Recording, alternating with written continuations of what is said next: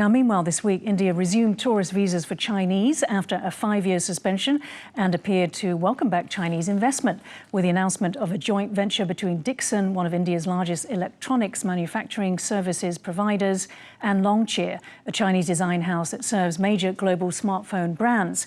The venture will manufacture smartphones, Internet of Things, and automotive devices. These are just the latest moves as part of a thawing of relations between the two Asian powers that began in 2024. But at the end of June, China and Pakistan with Bangladesh began discussing a new bloc, excluding India, that could replace the SAARC, or South Asian Association for Regional Cooperation, which had been established to foster regional cooperation and economic growth. SAARC was suspended due to India-Pakistan tensions in 2017. Roger, let me ask you first. So, given Beijing is the biggest buyer of Russian oil, along with India, to what extent can we say that, the secondary sanctions, the new US tariffs, these sort of external pressures, do they bring India and China together under shared interests? Not really. In fact, while we've been discussing India's problems with the US, but our problems with China are much deeper. See, we have a, nearly 4,000-kilometer long border, which is disputed. Both sides don't agree on the length of the border. They don't agree on where the border is. And over the last decade or so, it's been intensely militarized. So there have been at least frequent crises. We had one in 2013, 2014, 2017, then another one in 2020, which you referred to. So I think the border is a tinderbox. So I don't see that problem going away. Because we are nowhere near the resolution of the dispute itself. Second, I think on the economic issue, I'm sure Akshay is going to talk more about it, but the fact is we have a massive trade deficit with China. Almost $120 billion trade, $100 billion deficit, while US we have a surplus. So there is that problem as well. And third, what Pakistan does with our neighbors, with Pakistan, Bangladesh, Sri Lanka, is a continuous undermining of India's position in the region. So to sort out these three structural issues is not going to be possible. I don't see answers for them anytime in the near future. Right. But on the question of Chinese investments, that's something I'm sure. So basically the underlying rivalry and conflict is still very prevalent. And, the Chinese say, the distant power and the near power. The near power poses more problems because they're sitting on our territory. Right, yes. America is not. So we have a trade dispute with the US, but not a territorial dispute, not a dispute over sovereignty, while the challenges with China are far more deeper and affect us much more directly. Right. And Akshay, how significant is that joint venture? Is this something that's quite exciting, sort of commercially? I think it's an indicator of maybe thawing economic relations. Of course, on the details, I did notice the more details are yet to come out, but the Indian venture has the majority stake so far, and the Chinese have come in as a minority stakeholder. 74%. 74% to. So I think it's certainly an indicator, and it is not uncommon for the Indian private enterprise to demand a deeper economic relationship with China. The US has such a deep relationship with China. Taiwan has deep relationships with China. So I think it was somewhat unnatural that we had our economic relationship with China had stalled. I think this is some correction. It's coming back to its natural state. It needs to reach a certain equilibrium where an economic relationship can be maintained despite some of the political and geopolitical issues that constrain the relationship. I would say that our eyes will be on foreign investment screening and economic security. Of course, there are certain sensitive sectors, there are certain critical sectors, and I do not see Chinese investments coming into those critical sectors just yet, but at least in these sectors, I think that's an opening that we can start to build on. Okay. And Roger, we mentioned SAARC. It appears that China and Pakistan have wanted to create a replacement bloc for SAARC. Now, Nepal is unwilling to do that. with all of this, is China genuine about the rapprochement with India, or is it mostly focused on the commercial benefits? No, it's not either or. So what we have with India is really, after 5 years of intense conflict or tension, that we barely started talking to each other. So it's slight relaxation of tensions. But as I said, the issues that divide us are so deep, they have to be managed. So that's one. But China has always had very good relationship with Pakistan. They call themselves Iron Brothers. It's higher than the Himalayas, deeper than the Indian Ocean. That's right. So it's a 70-year-old relationship. And where in the past, China had supplied nuclear weapons to Pakistan.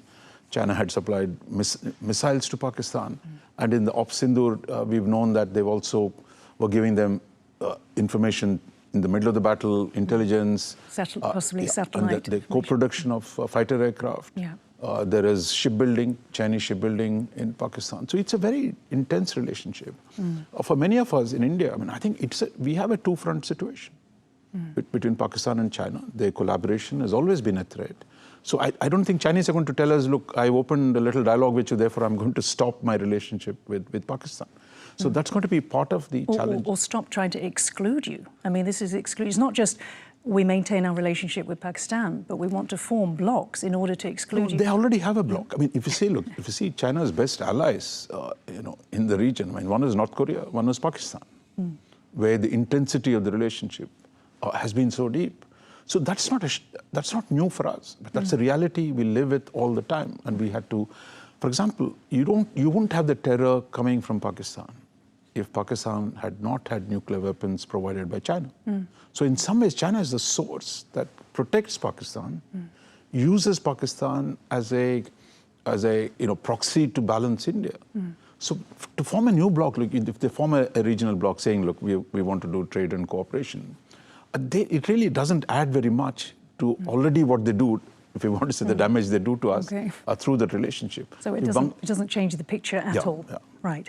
Now, when it comes to India-Taiwan ties, Taiwanese firms like Foxconn, Pegatron and Wistron have already set up manufacturing plants in India, assembling smartphones for global giants like Apple. Foxconn alone has committed $1.5 billion in investments for a new production facility in Tamil Nadu, reducing dependence on China and strengthening India's position as a global manufacturing hub. Several other industries offer synergies, including renewable energy and semiconductors, both in which Taiwan is a leading player.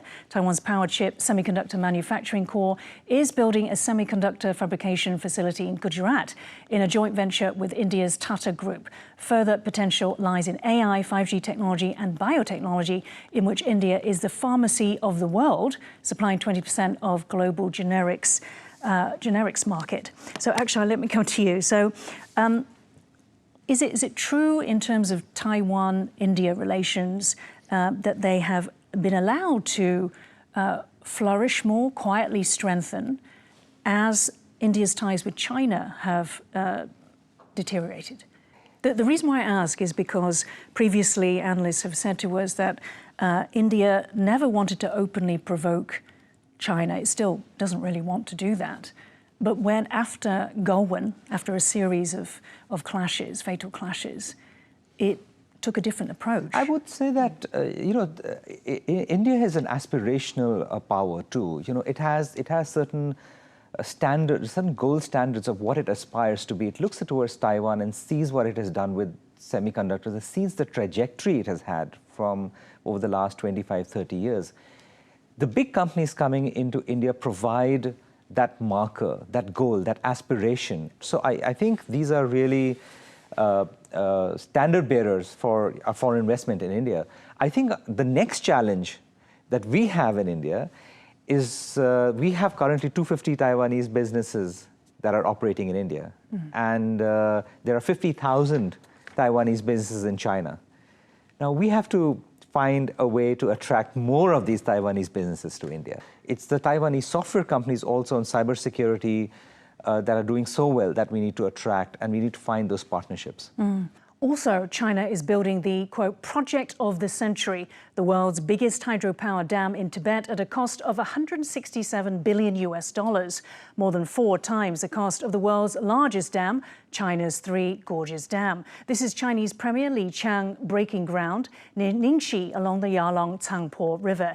It will set a record output of 70 megawatts, which satisfies the power needs of Poland and is 3 times the output of Three Gorges Dam. The new mega dam is expected to have 5 cascade hydropower stations along the river as it drops 2 kilometres over 50 kilometres on a U-shaped bend. Both Bangladesh and India have expressed concerns to China, fearing that the dam might disrupt water flow downstream. And Roger, lastly on the India-Taiwan relationship, what is it about Taiwan that means that no matter what happens with India's relations with China, that the Taiwanese relationship will keep on growing? What does Taiwan offer that China does not? Look, in fact, it's very interesting that the India-Taiwan relationship began to take off in the early 90s. When India was facing an economic crisis, that's when India turned to Taiwan and said that, look, can we work together? It was also the period when India had opened up its economy. So in a way, a natural engagement on economic issues began. But if you look at 90s, 2000s, Taiwan and China had a great relationship. The interdependence was growing between them. But what we have today, the challenge is, as the security situation deteriorates in Asia, China becomes more assertive. China moves away from the idea of a peaceful unification to not ruling out force, as President Xi Jinping has said. That is a matter of concern for India. I mean, I think India strongly stands by the idea of a rules-based international order, where changing borders by use of force is unacceptable. In fact, that's a problem with China as well. For example, in the Himalayas, in the Galwan, the whole problem was China discarded all the previous agreements and tried to unilaterally change the territorial disposition. So if China uses force against Taiwan, that will have a disastrous effect on the entire Asian region. So therefore, for us, I think a Taiwan and China, the relationship should be peaceful. But if there is a war to take over Taiwan, I think for us, that will mark a profound shift in the regional politics.